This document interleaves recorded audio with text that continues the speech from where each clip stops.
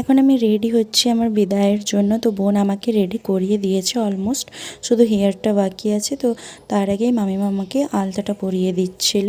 তো তারপর অনেক কান্নাকাটি, অনেক কিছু যুদ্ধর পর তো ফাইনালি আমরা গাড়িতে উঠে বেরিয়েছি। আর দেখতেই পাচ্ছ আমার মুখটা দেখে আমার অবস্থা পুরো খারাপ, কেঁদে কেঁদে।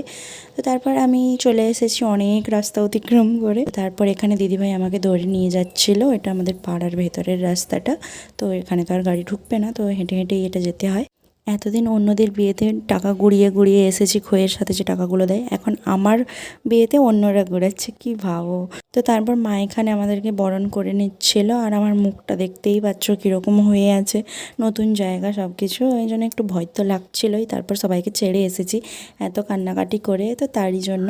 তো ফ্রেশ হয়ে নিয়ে তারপর দিদিভাই আমাকে একটা শাঁখা বাঁধানো দিয়েছিল, তো সেটাই ও আমাকে পরিয়ে দিচ্ছিল। তো আজকে এইটুকুই, বাই।